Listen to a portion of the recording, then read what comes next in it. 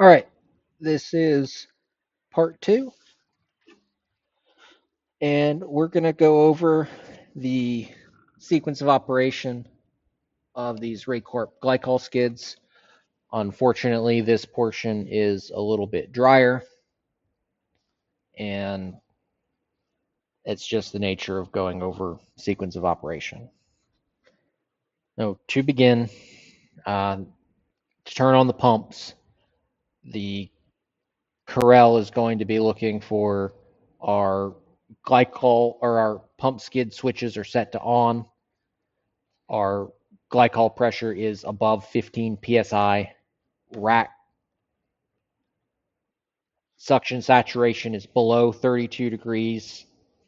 We're maintaining a differential pressure. These pumps will lock out if they're off. Any of the switches are set to off. Suction saturation is below 10 degrees for more than 5 minutes. Suction saturation is above 40 degrees. There's insufficient differential pressure to prove flow. Pumps short cycle, so turn on and off more than 5 times in 24 hours. Or there's low pump suction, which means you're out of glycol. No. Insufficient differential pressure to prove flow is a manual reset, along with pump short cycle. If the suction saturation temperature was a manual reset, but they have updated this to an auto reset. And then pump switch rotate in lead lag configuration Wednesdays 9 a.m. So operation for flow. Chillers, correct flow is critical. The proper case flow comes from the manufacturer's data. And then total skid flow is on the engineered plans, which is the sum of all loads plus some additional for the end of loop bypass. Rae's looking at this and is calculating flow based on differential pressure. They're using that as a proxy. They're taking a known pump performance curve to calculate total flow based on differential pressure and speed of the pump. And that's why they're using a VFD, so they can precisely control the differential pressure and therefore precisely control the flow as loads cycle on and off. And Raycorp is going to set that when they come and commission the skid as part of their process. Heat exchanger and EEVs, to operate these, pump has to be operational first. Pump supply temperature has to be above 20 degrees. Return temperature coming back to the skid has to be above 22 degrees. Superheat has to be above 2 degrees. And some set points that we're going to use are 20-degree glycol out temperature. So coming out of the skid, we want the glycol to be 20 degrees. We're looking for a suction saturation anywhere from 15 to 16 degrees. This is using 35% propylene glycol. So 35% glycol, 64% water, 1% corrosion inhibitors. Our target approach for these chillers is 4 to 5 degrees. And what approach is an analog for heat exchanger efficiency. The lower the approach, the more efficient the heat exchanger is. So we're going to go over some startup items here, and this is prep. Some prep work. You're going to communicate with parties involved, like the project manager and foreman, about timeline. Things like when will power be available? Are all the required sensors installed ahead of time? Where is our power? Main things is our power. our comms and refrigeration piped in and set up and ready for this skid to get turned on. Another big ticket item with this particular client, we have a third-party water quality test that we're going to go over some of that in a little bit, but it's in their spec.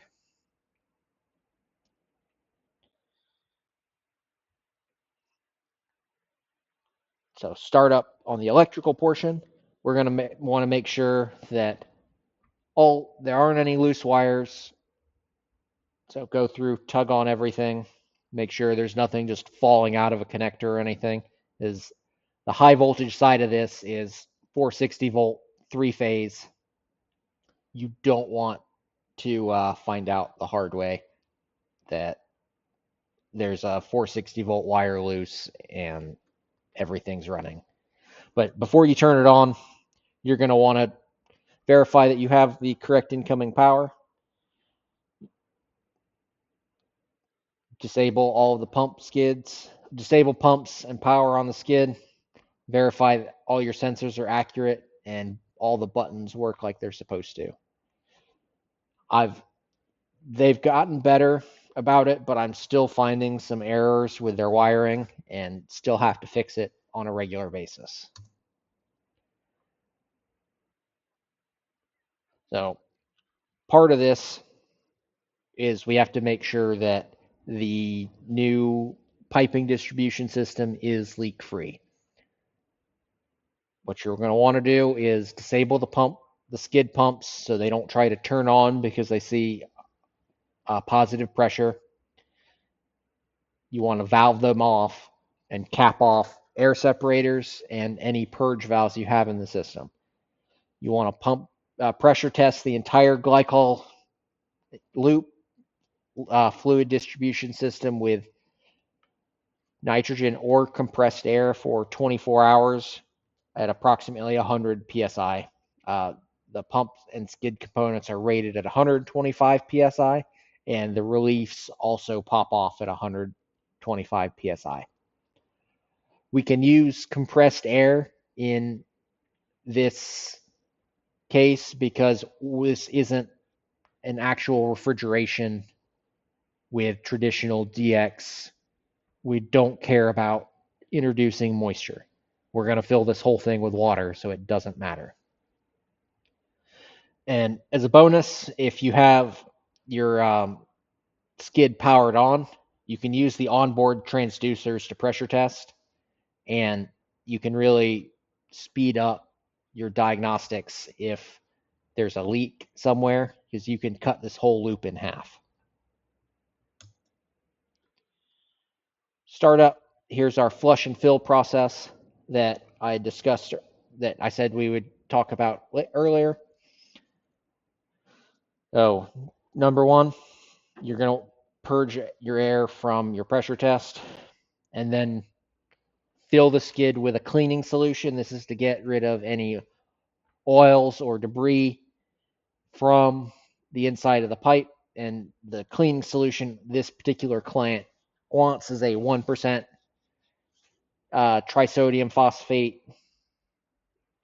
cleaning solution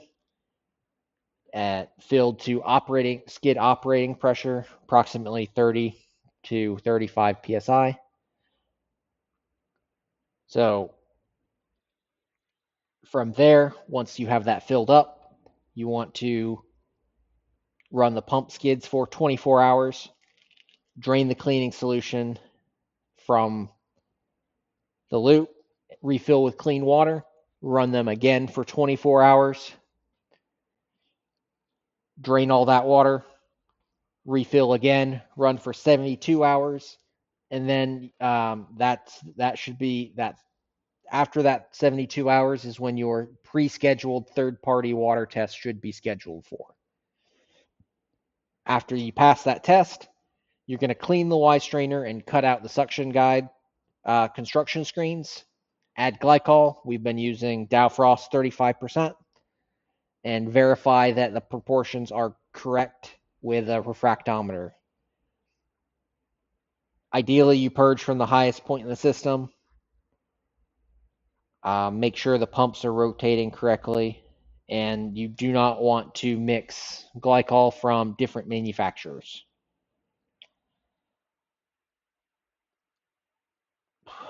So when filled to 35 psi, pumps should operate when the VFDs are placed into auto. So it's a good time to check all your operation. A good starting differential pressure is 15 psi, and just kind of let it do its own thing. That way you're verifying everything's working before you're changing out cases. What I found helpful is to test the refrigeration during these steps by chilling the water to 40 degrees. This allows for easy any issue identification easily. But I will say that Rae Corp recommends that you use an external pump for the flush and fill process. I don't want to do that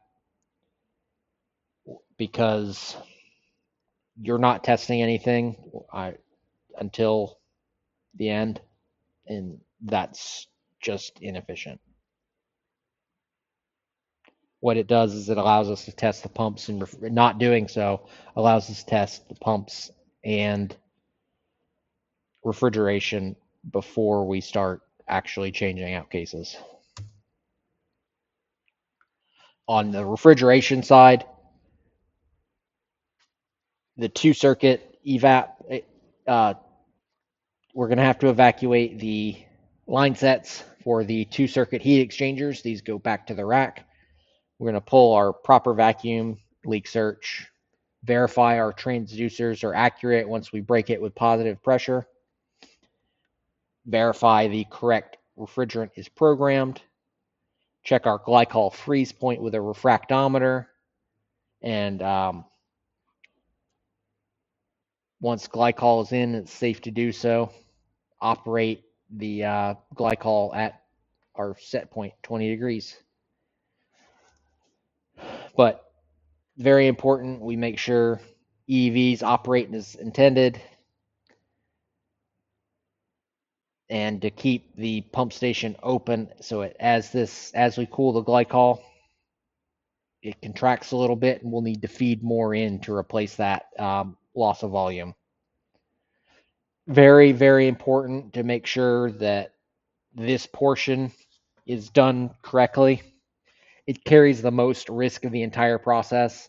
We can start to damage the rack, heat exchanger, and lose product if we're careless. Here's the process for adding cases. We're able to pressure test these before we add them to the glycol loop. If a ball valve bleeds by and we bleed air into our glycol system, oh well, we have a bunch of purge valves in. It's not a big deal. But we're going to pressure test these 50 to 75 psi. Make sure they're not leaking. Once we're sure they're not leaking, we're going to purge that air from the pressure test. Make sure that our fill station is set up so as we drop pressure in the glycol skid, as we add glycol to these cases from the main skid, we're filling that up and replacing the glycol going into the skid, into the new cases. And how we're going to do that is we're going to open a vent, ideally at the highest point on the return side, then open the supply and let glycol fill in from the supply side, push all of the air out of the return that we can get until we have glycol coming out of the return. I'm going to close the return, close that vent, and then open the return to the skid. All the while, we've been adding glycol from our fill tank. And just a reminder, with the field-built fill station, there is no float switch, so pay attention to how much glycol you have in there before you start turning things on. And another thing, if you have 100% and 35% glycol on site, be mindful of what you're adding.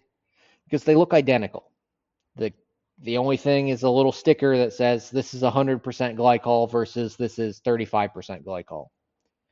And any downtime you have available during case installs, it's an excellent opportunity to get rack filter dryers, oil filters, or any other maintenance items that need to be replaced. I've been seeing a lot of unloaders getting added to better manage staging with these, so it's a good time to do that too.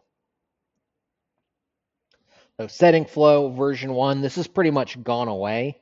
This is a relic from when they were originally coming out with these. So I probably won't spend a whole lot of time on it, but they're because this is pretty much gone away. Startup setting flow versions 2 and 3, a lot easier. The old version had a pump matrix, so you had to go look up what pump you wanted and input all of these pressures manually into, it was an Excel spreadsheet that would spit out what your differential pressure should be. And on these versions 2 and 3 and beyond, that whole process is converted into a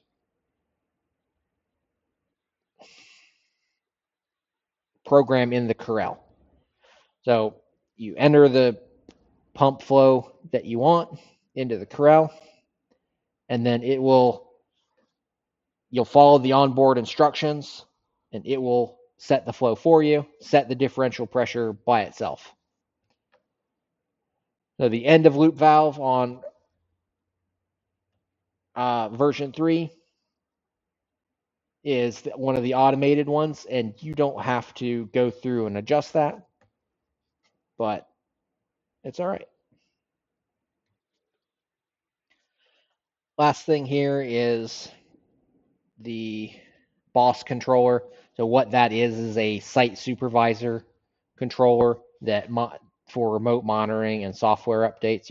It's going to be similar to an E2 or an E3, but specifically for these Corels and these skids.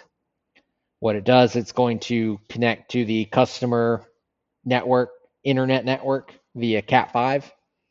And in our particular case, the data contractor comes and connects it from the Corel, from this boss controller to a network switch, and then from that network switch to the additional Corel, to the Corel on board the skid.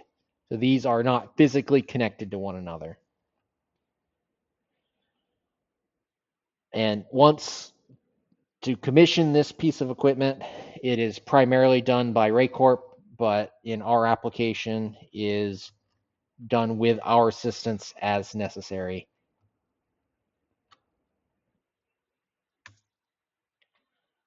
Our particular, this is some documentation that has been provided by Rae Corp, and this is their instructions for connecting it to Novar. It's quite similar to the connecting it to an E2 or an E3. But this is the process, and I'm going to sit here for a moment. So if anybody wants to screenshot it and take it, go right on ahead, because I'm not going to go through it and talk about every single one of these. But once I've gotten this set up correctly, I have had zero issues connecting this Corel to Novar. The biggest thing is making sure that you have the correct device ID programmed on an ES1 or an E3, E2. That's been the biggest deal. So here's some helpful tools that you may find useful. Refractometer to check the percentage of propylene glycol. These Pete ports, needles, and adapters, that's what you're going to use to check across your different balance valves. to verify you have correct flow across them. That's how you check the pressure. They're like a self-healing piercing valve. So you stab this needle into like a little rubber diaphragm. It feels really strange at first, like you're going to break something, but that's the design. You'll potentially want some glycol service hoses. You don't want to be introducing wet, like water glycol mixtures to um, regular refrigeration, because you will make it wet. So here is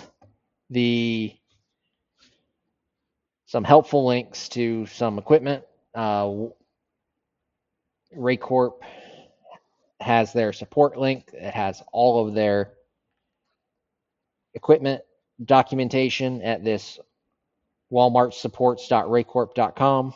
And I've included an Emerson superheat controller, the Sporlan chiller controller, some hydronic piping specs, and then the Hill Phoenix Glycol startup guide. That is an excellent read and very handy if you're going to be starting these up. I've created a Sporlan chiller cheat sheet if you ever find yourself on the version 1, but I doubt it. And then here's a link to this. There's a link here to this guide, but you probably won't see that. And then questions and answers. So if you could, please put any questions in the comments or tell me how I did.